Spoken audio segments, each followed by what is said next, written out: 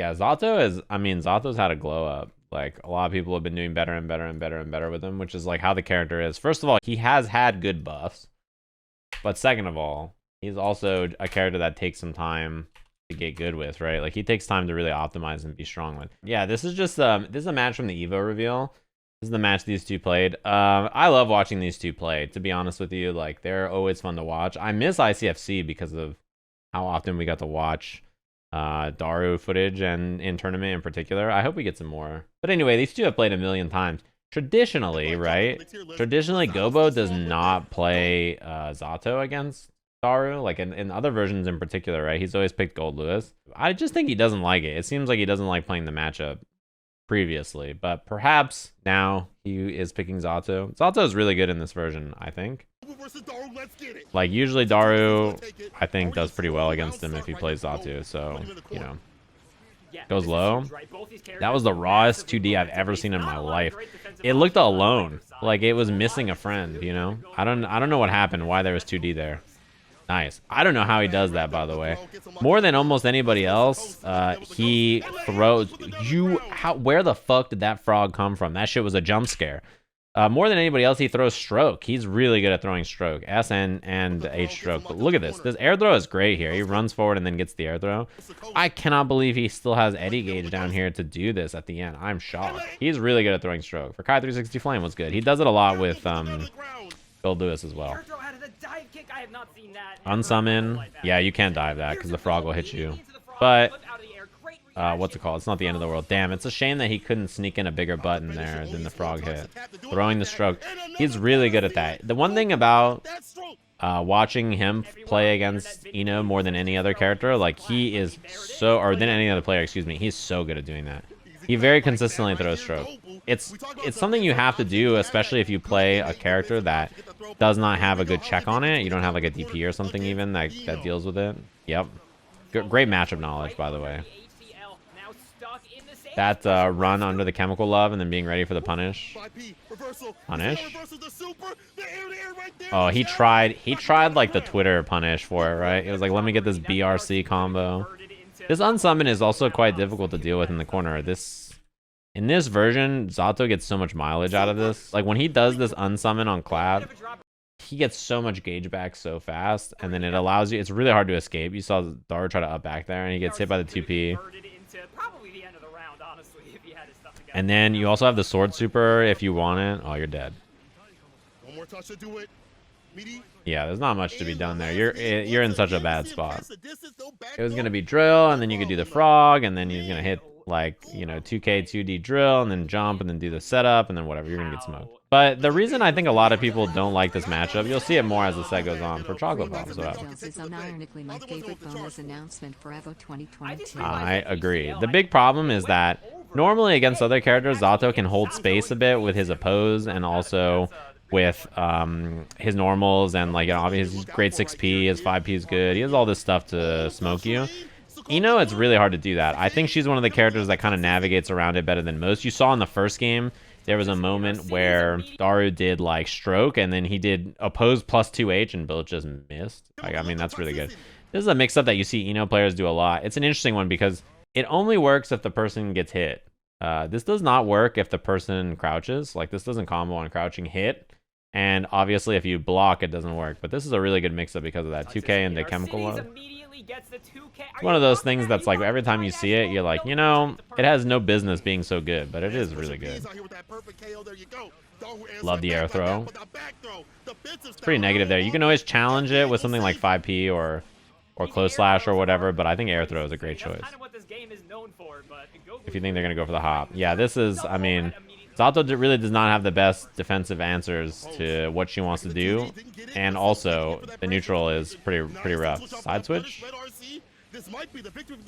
I love that he didn't go for it. So, like, if you're Daru here, you can do H dive and then, like, try to get the wall splat here, but it's not going to kill, probably. I love that he just takes the S dive down or whatever, and then is just like, okay, I'm going to take the Oki here on the ground because throw will kill, or, like, empty low will kill, or the overhead will kill. I think this is a great choice to just not break the wall there. Yeah, BRC made that combo, actually. No drunkard on the note, doesn't even risk it. Uses oppose to absorb it. That's the problem, is like, you could see that there's a lot to think about here. When Eddie's on the ground like this, Gobou is moving Eddie around, uses the FD so that he can get the opposed to absorb the note, and then tries to send out Eddie with Drunkard after to, like, you know, attack, but like she just hover dashes in and smokes him.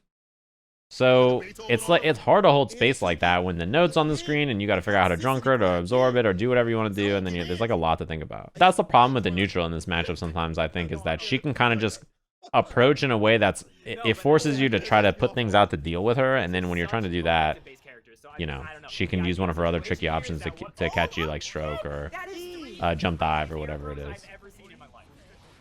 That is a huge win if you're Daru. And that throw on the stroke is incredible. I don't know how he does it so much. Yeah, this is a really good spot for Gobou here. He almost has meter. When he gets the meter, he can do like sword super or RC to force an interaction. Okay, that'll kill. Or he could have killed, but it didn't end up mattering. The perfect? We pushing P's out here. Positivity, perfects. Uh-oh. I like that he did close slash into 2D, by the way, for the knockdown. Yeah, and then the one thing about mix-ups, it's like a little thing that really goes a long way. I'll play it in fast speed, and then we'll talk about it. Notice how he gets the low mix-up here. It doesn't look like much, but he goes low here. He gets the knockdown. Notice the little walk, right? So he doesn't just, like, land and then go 2K right away. That's what he did last time. Notice that he lands and then he takes a step forward. This walk is to throw off the timing, right? So the way you block against this character is you're like, okay, she hovers at me, I'm going to block overhead. Then I'll block low because, like, if she goes low here, then, you know, I'm going to get hit low. So Gobou, like, blocks overhead when he sees her air dash. And then when he sees her land, he's like, okay, let me block low. And then he sees her stand up. And when you see the character stand up, you're like, oh, he's hover dashing. I got to stand up again. I got to change my defense. So I got to, you know, block with high again and then react low and then etc. So just by standing up and walking forward, Gobou is like, oh shit, I got to stand up. And then as soon as you stand up, you get hit low. You know what I mean? So like this little walk is one of those things that's like a little detail that gets people to flinch. The timing difference is like really important in those situations. Yeah, it also could be for reaching too, right? You want to make sure that the 2K2D reaches, but a little walk in someone's face is like, with a character like Ino, is a really big deal. It makes people stand up on reaction. You're just like, oh god.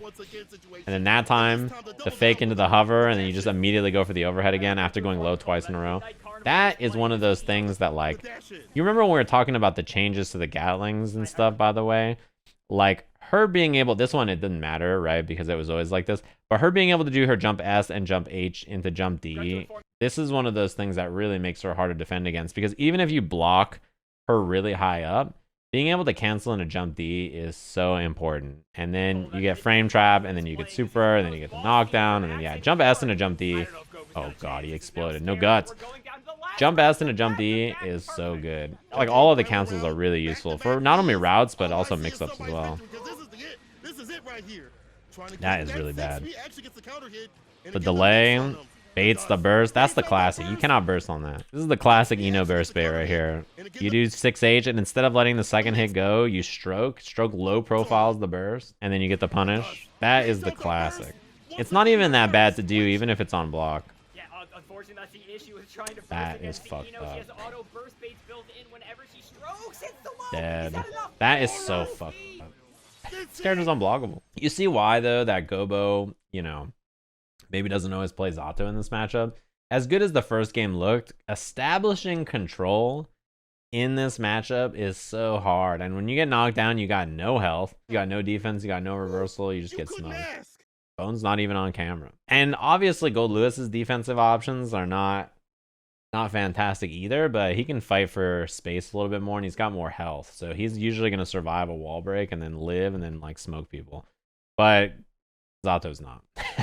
I think the reason people don't put Ino as high as the other strong characters is that although her mix-ups are strong, she has an issue, and it always can be an issue that prevents her from being one of the better characters. It's how her movement is. So like, her movement is very unique, but it also means that she's a bit more narrow in her approach options. So some characters will struggle to like deal with her approach angles, and others will not. And although her mix-ups are good, her damage is not as high as some other characters, right, who also may have good mix-ups or who can do strike throw that is really scary. She lacks kind of flexibility in some ways like that, right? She's a bit more committal. The characters that are better than her have less rigid or committal approach options and like cover the screen space better and then have either better damage or similar mix-up potential. Like Ram, for instance, controls the screen better and has great corner pressure, like comparable pressure in the sense that Ram's not going to mix you up in the same way with her like high overhead low stuff, but she's going to put you in a position where you have to guess strike or throw, or you have to guess whether she's going to try to extend her pressure with Rekka or not, or whatever it is, and you have to deal with that situation. And her damage off of it is so rewarding. That's why people think that that character is not as good. She is a good character, though. I don't think Ino's bad. I think she's quite good. And another important thing to remember about gear is that just because a character does well against another doesn't mean that they're suddenly top tier. Like, you know, just because Ino smokes Zato and people think Zato is one of the better characters doesn't mean she's the best or whatever, right? Not all Inos are Daru. Yeah, but not all Zatos are Gobou. Like, you know. We can leave that one at home.